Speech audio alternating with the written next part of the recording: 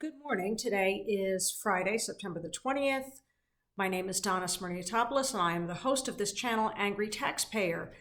Today I want to talk about our ballots. Stuart Wells, who is the Democratic Registrar of Voters, was very kind to send me the updated ballots. There have been a few changes here and there in the ballots, and I want to make sure that you know who is up for election and how this particular municipal cycle is going to work. I was confused myself. Stephanie Thomas and I had a conversation about this last week at the Women Who Vote in Norwalk, or whatever Democratic group that is, about who we are electing to Board of Education this time. So the last cycle, which was the 2017 cycle, we elected at-large members to the Board of Education, and this time we are electing in district. So this is news to me. I believe this is the first cycle that I will be voting for in-district Board of Ed. I was curious about the Common Council nominees because the Common Council, these are the stewards of your tax dollars. The mayor and the Common Council, to a lesser extent, the BET. BET is appointed. So if they disappoint us, our hands are tied. The only way we can impact change in the city is to vote for Common Council people who will be good stewards of your tax dollars, a mayor who will be a good steward of your tax dollars, and a Board of Education who will fulfill a variety of duties, and they are accountable to a lot of different, there are a lot of moving parts there with the Board of Ed. They have parents to answer to, they have students to answer to, they have staff to answer to, and taxpayers. So their job is a little more complicated. For the Common Council, they may not realize this. This particular council doesn't seem to realize it, but they are stewards for our tax dollars. So as they pass these ordinances banning stirrers and straws and plastic bags and all these super popular things, and they approve a $77,000 designer thermal tile crosswalk, seemingly never having looked at the application from Triangle Community Center where they asked for a painted crosswalk, a much less expensive option.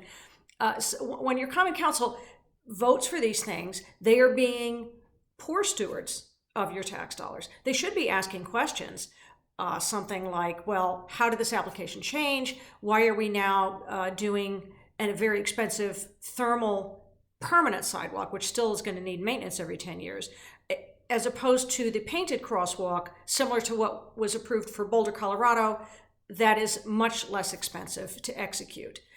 These are things that a responsible Common Council will do, and I believe that ours is failing at that job right now.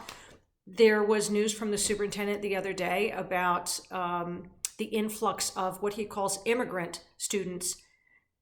For the record, I am the child of immigrants. My mother is a naturalized citizen.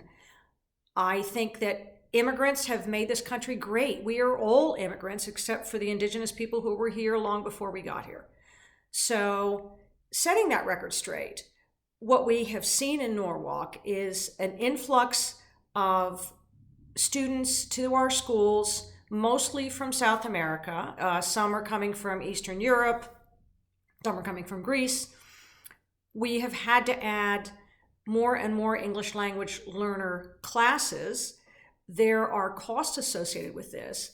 And our Senate Majority Leader, Bob Duff, is continuing to bring back 9 cents for every income tax dollar that we send up to Hartford from Norwalk. So there's a real disconnect here between the needs of the school district and the school-age population and the ability of the Norwalk delegation to rise to the occasion and bring money back so we can address this need. What you don't hear from Adamowski is, do we know what proportion of these immigrant students are undocumented? We're not allowed to talk about it. I don't know why we're not allowed to talk about it. I understand that the police department does not actively cooperate with ICE. No one wants to see families torn apart. Nobody wants to see people deported. But I do think we have a right to know what the undocumented population looks like, how big a number that is. I know when I walked the other day on Woodward Avenue I wanted to set foot in exactly that place where candidate Rilling said in 2013 that, he was very upset about the condition of the sidewalks on Woodward Avenue.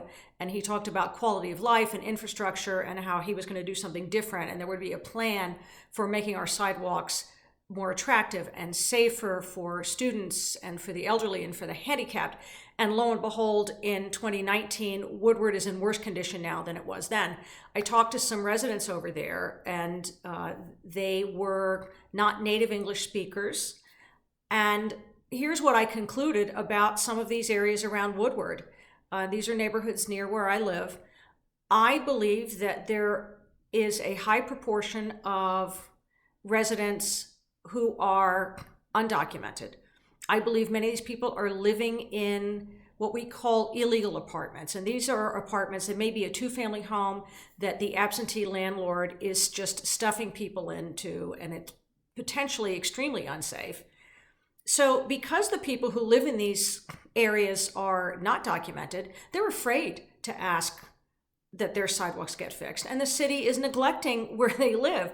So it's this really mixed bag. You have on the surface, a city that says we're not going to cooperate with ICE, and everybody is welcome here, and we're not going to tell you how many undocumented people we have, but in terms of city services, we're going to do the minimum. We're going to do the minimum for you. We're not going to make sure that your apartments are safe for you. We're not going to make sure they're not fire traps. We are not going to fix your sidewalks. And we're not going to do anything to bring more money into the city from Hartford. So I promised you the slate of candidates, and I intend to deliver on that. Okay, so for mayor, Democratic mayor, we have Harry Rilling. The Republican candidate is Lisa Brinton. Lisa is an unaffiliated candidate endorsed by the Republican Party. Working Families is Harry Rilling. So he manages to get on two lines, no surprise there. Treasurer, I don't know what the treasurer does. Somebody please put a message in and tell me what the treasurer does. We have Joe Tambori and Jerry Petrini. For sheriff is Burgess and Scott Vitari. Town clerk, Rick McQuaid. And Rick McQuaid, as I explained in another video, the Democrats love Rick McQuaid because they love Rick McQuaid, and they love to endorse Rick McQuaid because they don't want voters to go looking for his name and realize that there are non-Democrats running. So for Common Council at large, here are your candidates.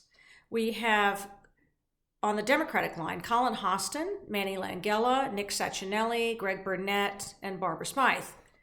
On the Republican line, we have Rich Bonifant, Darnell Crossland, Glenn Iannacone, Patrick Murphy, and Artie Kasimis. A note to those who have been following Patrick Murphy, he was originally the District B candidate for the Republican Party and has shifted to at-large. And Working Families repeat the same endorsements as the Democratic Party. So here are your district candidates for Common Council. We have Roberts and Wavelman in District A. There are no Republican nominees in District A. And the reason behind that is the Republican Party doesn't believe that they can get anybody elected to A as a Republican, which is really, really unfortunate. So for District B, Darlene Young, Ernie Dumas. Once again, there are no Republican candidates for District B. I'm not sure if they even asked people. I mean, we know Patrick Murphy was running in B. He is now running as an at-large candidate. But I was asked to run in B as a cross-endorsed. I would have to drop my Democratic affiliation and be unaffiliated and be cross-endorsed. And I really hemmed and hawed. I didn't want to run against either Ernie or Darlene. I think very highly of them. However, they continue to vote in lockstep with the mayor. They don't raise objections to things they should object to. So maybe we should be shaking this up. District C, we have the Greek contingent in the Democratic Party, Theodoris and Kaitis. The Republicans are Mike Foley and Anderson. District D, Page. I'm not familiar with Page, and I would have to look to another sheet of paper to figure out who they are. So Page is James Page, pardon me, James, for not knowing your first name. And George Tsiranidis, who is an incumbent in District D. We have the Republican nominees are Tommy Keegan and Carl Dickens. And in District E, John Igneri is not running again. So the candidate in E is Lisa Shanahan, running as a Democratic, Tom Livingston, who's the current president of the Common Council. And the Republican candidates are Don Palladino and Peter Bondi. So then there are a bunch of other things like selectmen. No one really knows what they do. Constables, nobody really knows what they do. But there's a lot of overlap. So you'll see Ernie Dumas is running for constable, and there's a lot of double dipping, and no one seems to think it's inappropriate. I do. I think that if the parties were willing to consider candidates who were maybe not side their orthodoxy of thought, that they could find candidates to run for these positions, and you wouldn't have to have one person running for multiple positions. And now for Board of Ed, you will be voting in district and Board of Ed. So the Democratic candidate in Board of Ed District A is Azima. The Republican is Kameni. In B, Sherelle Harris is the Board of Ed candidate in B. There is no Republican candidate. Once again, Republicans, you're either not asking the right people, not asking the right way. It's very disappointing. I believe we need diversity in this Common Council, and we can't be single party rule. It's working against us. It's hurting our pocketbooks. But Republicans, you need to do better here and float some candidates.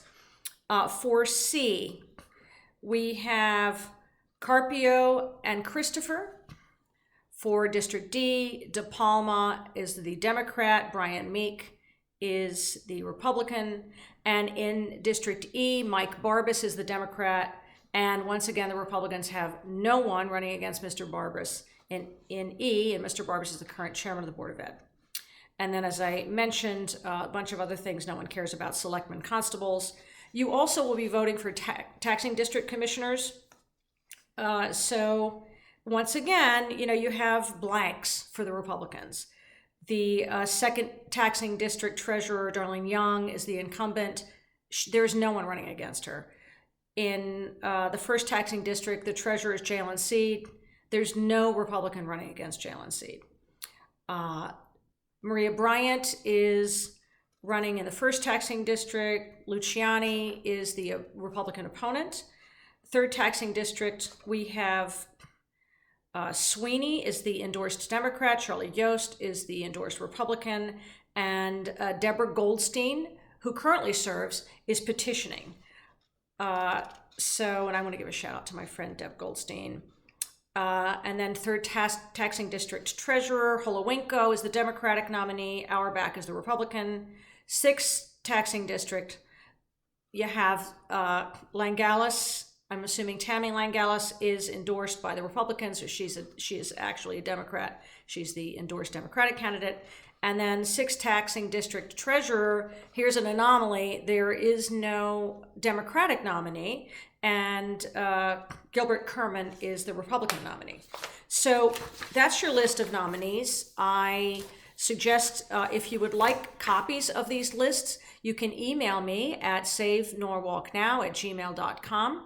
and I'd be happy to send them to you. You can also contact Stuart Wells. He is the Democratic Registrar of Voters.